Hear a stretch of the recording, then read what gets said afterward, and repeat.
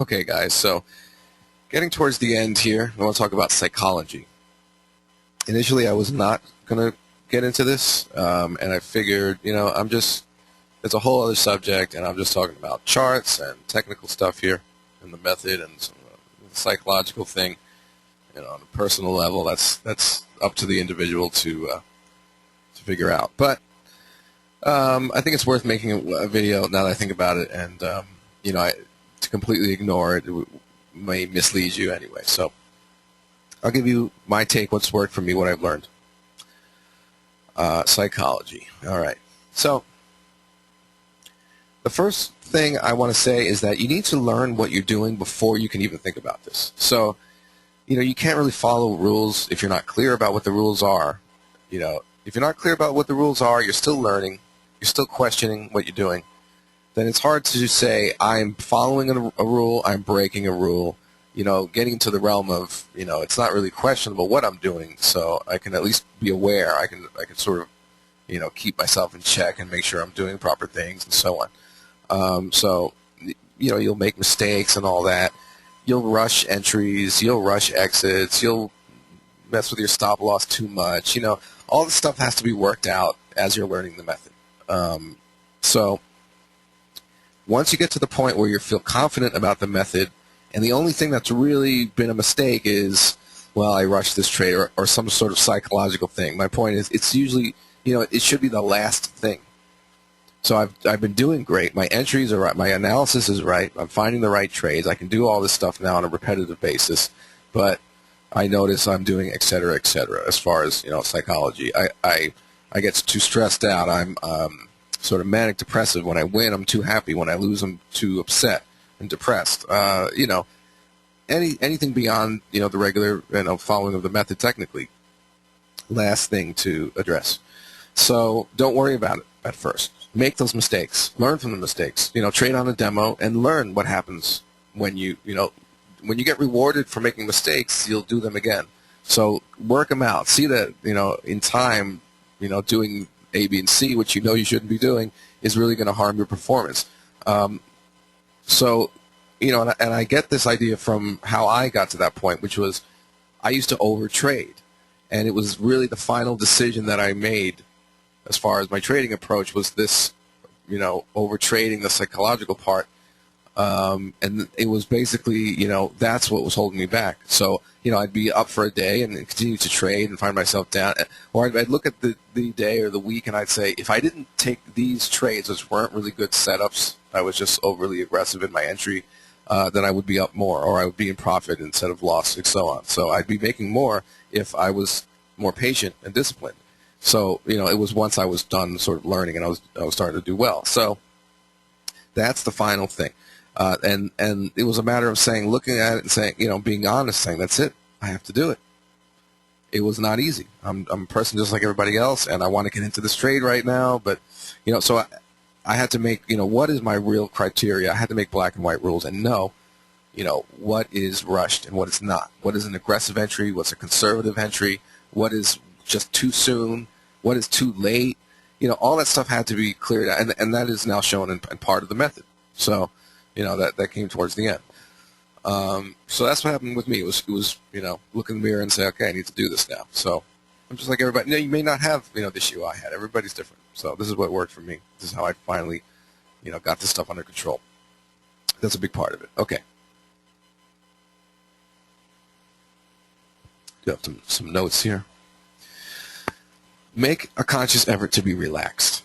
So if you go into trading all hyped up, you feel like you want to be like Wall Street in the pit. You're pacing around your room. For me, at least, all I can tell you is my experience. Maybe everybody's different. For me, I'm consciously becoming this like sort of character. Like I'm getting into this state. I'm relaxed. I'm letting the method lead the way. I don't have any preconceived ideas. You have to come from, a peaceful place. You're not. There's no urgency. There's no urgency. I'm going to open my charts. I don't know what's going to happen. I haven't really been thinking about it. And I'm going to apply the analysis. I'm going to start my large time frames, A, B, C, D. I'm going to go through everything. and in the end, I'll see what the chart is telling me. If it's telling me to do something now or soon, perhaps, or not at all, okay, I'm going to listen to that. I'm going to do that for a couple hours and get on with my day.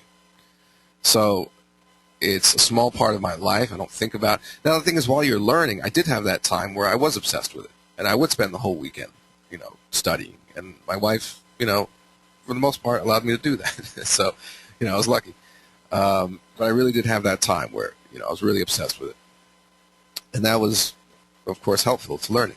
So, you can have that period where you're studying hard, you're in that learning phase, It's like college or whatever. It's your life, and you put a lot into it. You may lose some sleep, if you want to, get dedicated like that. But again, you get to that point. All this really applies to after this, when you know the method, you know what you're doing, et cetera. So again, it's after. And again, making sure you have that, oops, something's popping up on my screen. Let me just turn that off.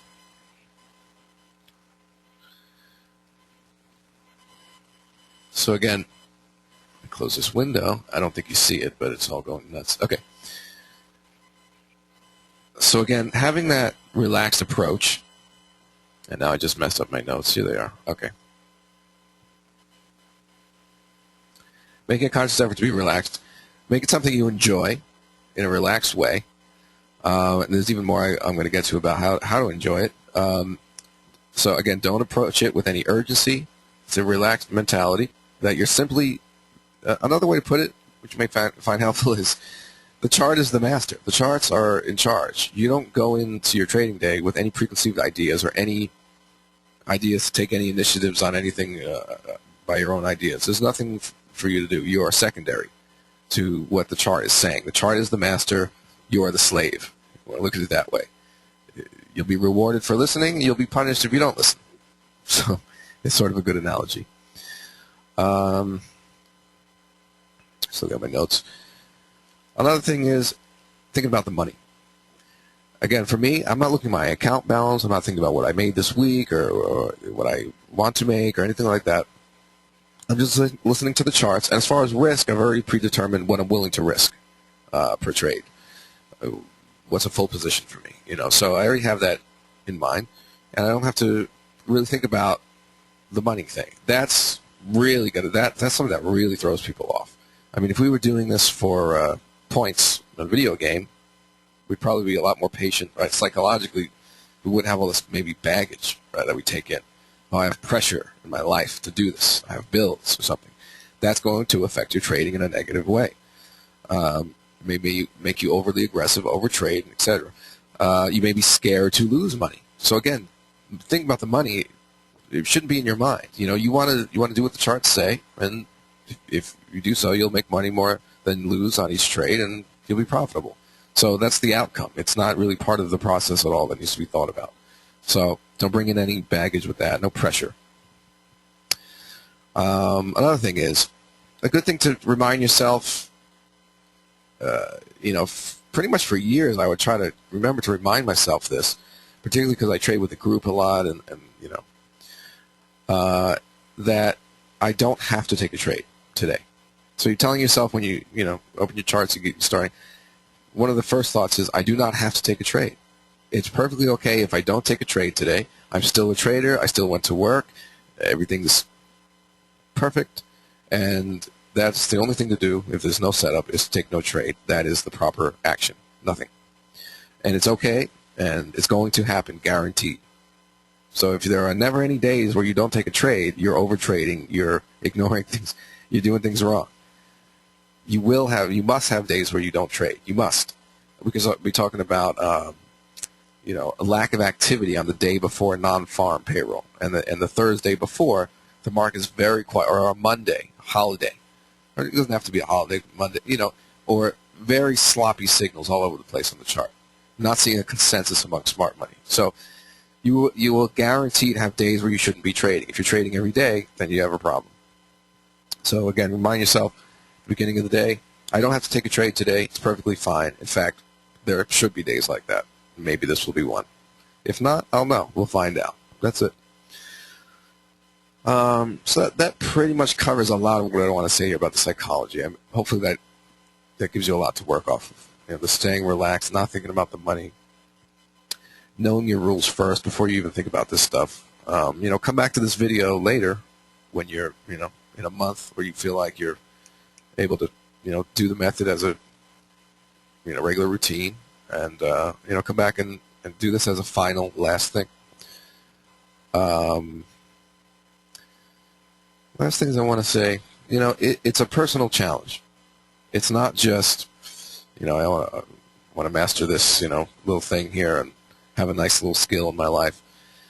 There's a lot to it.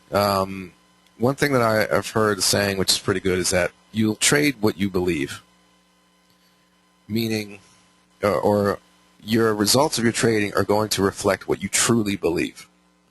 So you may say, well, I'm going to trade this method, I'm going to learn it, and I see that it works, and I want to nail it here and do it right. If something in the back of your mind is saying, this isn't really going to work, I'm not good enough, I don't want to sort of alienate myself from maybe other people I know that don't make much money. There's a lot of psychological reasons that can go on, and that's going to affect your trading. So you have to dig deep and see what you really believe. I don't want to get into a whole personal empowerment lecture here, but that's something that you can do for yourself. The basic message from a lot of these people, I don't know, off the top of my head, Tony Robbins, these type of people. There's one, very basic message, which is you have to really believe that you deserve it. You have to be able to envision it. You have to make sure that there's nothing in your mind subconsciously that's stopping you. Maybe there's something you believe. You have to change the belief. We do. So, yeah, it's not to dwell on it too much. So you trade your beliefs. If you don't really believe it, it's not going to happen. You'll end up, it overtakes you in those, moments of weakness. So dig deep. Make sure you understand that you do deserve it. Everybody does. Whatever's in your head is crap that's telling you don't. And, what's the difference between you now and the person that is making a lot of money trading? What's the difference? Can you see that person? Be that person. You're that person now. Close the gap. Envision it and become that person. So, okay. Let's see what else I have here. Anything else? Other challenges in life can help you with this. You may see that, a good example is someone who's been in the military, has a certain discipline when they approach other things in life. So again, it's sort of a journey in life. And as you deal with stuff and we, learn to become more patient, maybe because, we learned it at our job, or we learned it with people, or we have kids and we learned something from that, about patience. This is part of your, personal strength is behind this. And, as you do well with other challenges in life, you'll see that it carries over into your trading, into your personality, that you're more controlled and mature and everything. So it's a whole process. What else? Holy Grail. So basically, what's the Holy Grail? 3 things that I've narrowed it down to. Knowledge. First of all, you have to have knowledge. You have to know what you're doing here, and that's the main point of this course, of course, is to have knowledge of the method and how to become profitable, where to buy and sell and get in and get out. Understanding what you're doing there. So gaining this knowledge, and of course, in my opinion, it's the best knowledge you can get. It's what I'm offering. So, knowledge. Second thing is patience, which again falls into the category of psychology. Patience, discipline, all that stuff. But basically, you can narrow it down to patience and discipline, right? Psychology. And number 3, courage. If I may use the word balls. So, you get to a point where, not even to a point, as you progress, you will have moments of fear. Fear that this trade isn't working out and I want to close it, or I want to do this and that. Fear that I'm going to, and you can manage the trade improperly. Fear of entering a larger position. Now that you're doing well and your trade positions are growing, you can hit a wall where you say, I'm afraid to risk this much money. Even though it's proper risk, and it's my risk plan, it's a lot of money, so I'm kind of afraid. I've had to deal with that. So that's balls, So summarize the knowledge to know what to do, the patience to only do things when you should be doing them, and the courage to do them when the time comes. So that's my holy grail. Okay, so that pretty much covers it. The last thing I want to say here is I mentioned throughout the video that the indicators, which, you can grab a pivot from anywhere, and you may already have one, but the point is I do want to make them available on the website, and I will. Any materials, of course, could be easily made available on the website. So it's in the process of being updated now in general, the website, so it's going to be a little time. So the best thing to do now, if you want my pivot indicator 50 EMA, of course, if you have any questions, whatever, you can email me, and I'll just send that to you. You can also contact me on Skype, Pete Fader. So the email is contact@myfxsource.com. Contact@myfxsource.com. So for now, you bought the course, you want your charts to look like mine, exactly, I can send you the template even. Then just email me, and I'll send you that. Or contact me on Skype. Okay, guys, this pretty much ends it here. So, not to leave you hanging. I'm available. I'm not going anywhere. If you have any questions, whatever you want to do, you can contact me on Skype. And I really want to make sure that that this is a complete, piece of information here. So that's going to get you going. So, I expect to hear from some of you, and I look forward to that. Okay, guys, best of luck in your trading. Take care.